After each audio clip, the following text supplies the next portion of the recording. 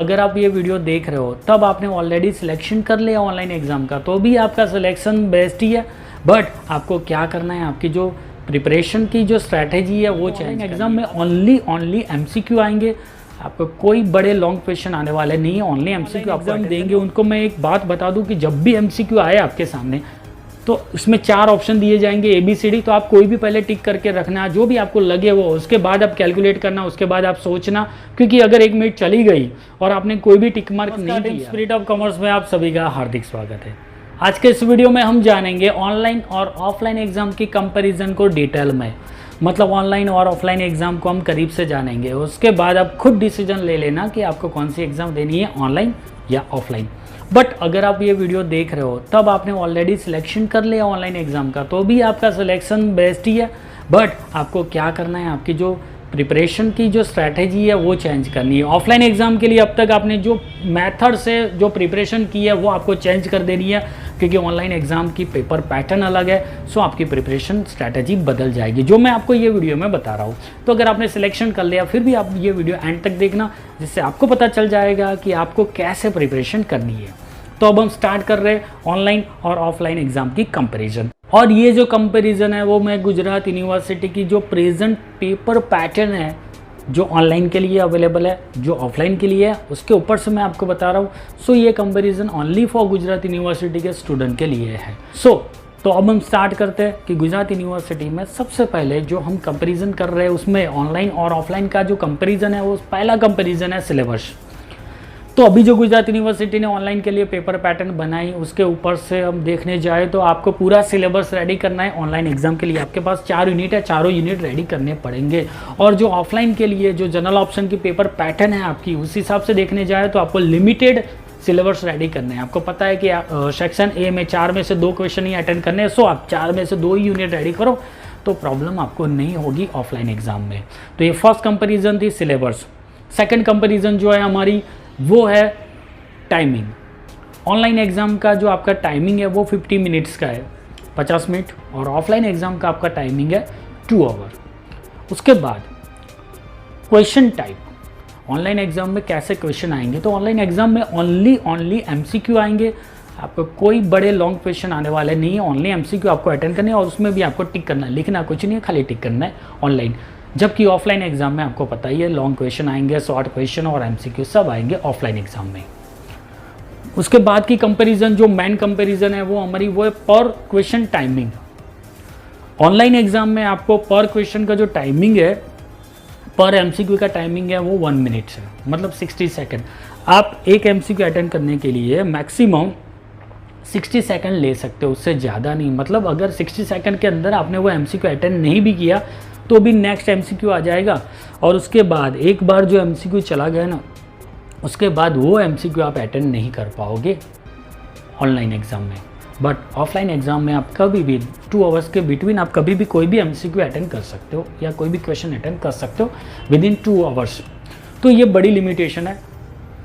अगर आपने 1 मिनट से पहले भी वो एमसीक्यू अटेंड कर दिया, फिर भी आपको नेक्स्ट एमसीक्यू के लिए पूरी 60 सेकेंड वेट करना पड़ेगा, उसके बाद ही नेक्स्ट एमसीक्यू आएगा। और एक बार चला गया वो एमसीक्यू आप फिर से नहीं अटेंड कर पाओगे, ये आपको ध्यान रखना है।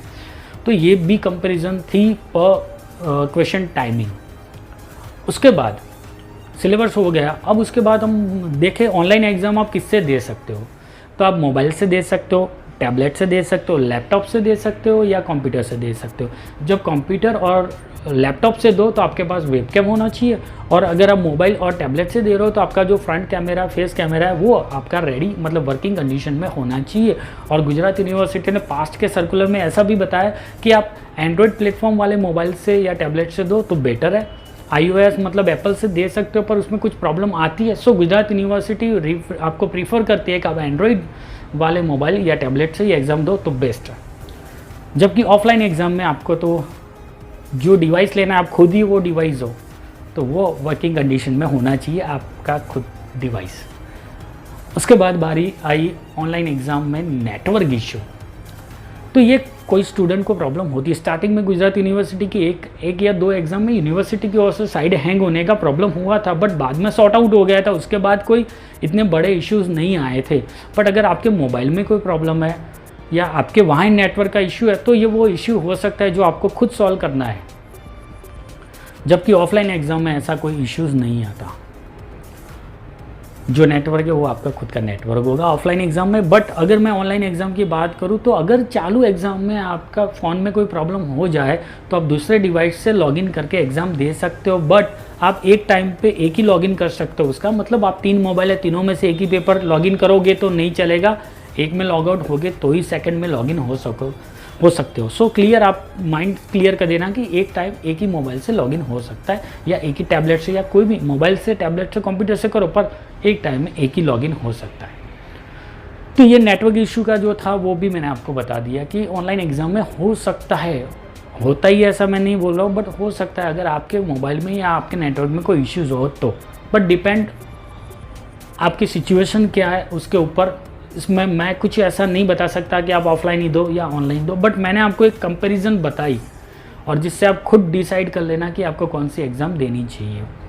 अब हम बात करते हैं नेक्स्ट टॉपिक पे कि अगर आपको ऑनलाइन एग्ज़ाम देनी है तो आपकी प्रिपरेशन मेथड क्या होगी। तो मैं ये बता दूं कि ऑनलाइन एग्ज़ाम में ओनली एमसीक्यू आने वाले हैं। तो ऐसा नहीं है कि बुक के पीछे जो आपको एमसीक्यू देते हैं वही बैठे एमसीक्यू आपको आएंगे।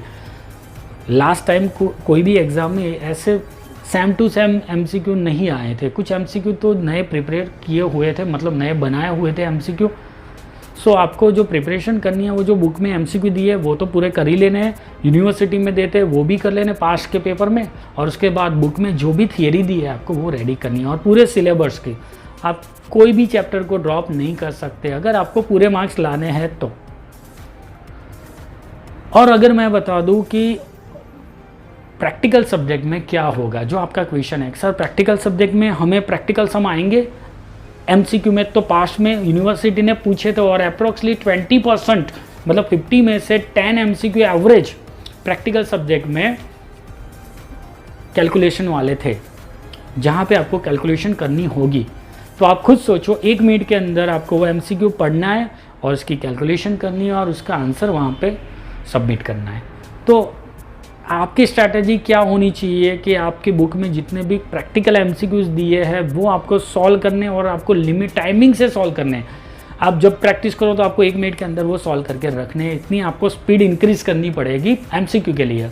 और जो शॉर्ट कैलकुलेशन भी है सम के अंदर, अगर कोई शॉर्ट कैलकुलेशन आती है तो वो भी आपको स्पीड से सॉल्व करने सीखनी है, वो भी मैक्सिमम रीड करने से आंसर टिक करने तक 1 मिनट के अंदर, 60 सेकंड के अंदर, क्योंकि अगर उससे ऊपर का टाइम हो गया तो आपका तो एमसीक्यू चला जाएगा। और जो स्टूडेंट ऑनलाइन एग्जाम देंगे उनको मैं एक बात बता दूं कि जब भी एमसीक्यू आए आपके सामने तो इसमें 4 ऑप्शन दिए जाएंगे ABCD, तो आप कोई भी पहले टिक करके रखना जो भी आपको लगे वो, उसके बाद आप कैलकुलेट करना, उसके बाद आप सोचना, क्योंकि अगर 1 मिनट चली गई और आपने कोई भी टिक मार्क नहीं किया, कोई भी सबमिशन नहीं किया, तो भी आपका ब्लैंक जाने वाला है और इसमें कोई नेगेटिव मार्किंग नहीं है। सो जब भी एमसीक्यू आए और आप श्योर नहीं है तो भी आप कोई भी एक टिक कर ले, क्योंकि आप उसके बाद चेंज कर सकते हो। ऐसा नहीं कि आपने A टिक कर दिया तो फिर B नहीं कर सकते, आप कोई भी कर सकते हो 1 मिनट के अंदर चेंज। तो सबसे पहले मैं आपको बता दूं, जो लोग एग्जाम दे रहे हैं ऑनलाइन उनको मैं ये बता दूं कि कोई भी एक आंसर आप टिक करके रखना, क्योंकि अगर 1 मिनट के अंदर आप गलती से भूल गए तो वो चला जाएगा। उससे बेटर है कि आपको जो लग रहा है वो तो आपने ऑलरेडी टिक कर दिया, तो आपका वो ध्यान रखना है। जो पास्ट में प्रॉब्लम हुई थी स्टूडेंट को वो मैं आपको बता रहा हूँ।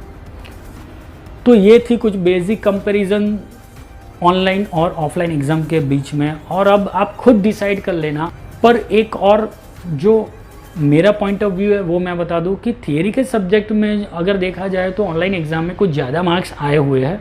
हमारे लास्ट सेमेस्टर बीकॉम सेम 5 में कुछ स्टूडेंट के इकोनॉमिक्स में 70 में से 69 है, 68 है इकोनॉमिक्स में, और यूनिवर्सिटी में कुछ स्टूडेंट के 70 आउट ऑफ 70 है। तो अगर मैं कंपेरेटिवली देखूँ तो अगर वो स्टूडेंट ने ऑफलाइन एग्ज़ाम दी होती तो वो इकोनॉमिक्स में 70 आउट ऑफ 70 नहीं ला सकते, जबकि ऑफलाइन एग्ज़ाम देने वाले स्टूडेंट प्रैक्टिकल सब्जेक्ट में 70 आउट ऑफ 70 लेके आए, जो ऑनलाइन में पॉसिबल नहीं हुआ था, क्योंकि शायद एक आध एमसीक्यू आपको नहीं आए तो आपके पूरे मार्क्स नहीं आ सकते प्रैक्टिकल सब्जेक्ट में। तो अगर कंपेरेटिवली देखा जाए तो आप खुद सोचो कि आपको क्या करना है, आपको कौन सी मेथड से प्रिपरेशन करनी है, आपको सारी प्रिपरेशन करनी है, लिमिटेड प्रिपरेशन करनी है, आपको 1 मिनट टाइमिंग में वो एमसीक्यू सॉल्व कर पाओगे या नहीं कर पाओगे, ये सब मैं आप पे छोड़ रहा हूँ। और आप खुद डिसीजन ले लेना कि आपको कौन सी एग्ज़ाम देनी चाहिए। अगर ये वीडियो पसंद, ये कंपैरिजन पसंद आए तो लाइक करो, अपने फ्रेंड्स को शेयर करो और गुजरात यूनिवर्सिटी रिलेटेड सारी अपडेट के लिए हमारी चैनल को सब्सक्राइब करो। And thank you for watching.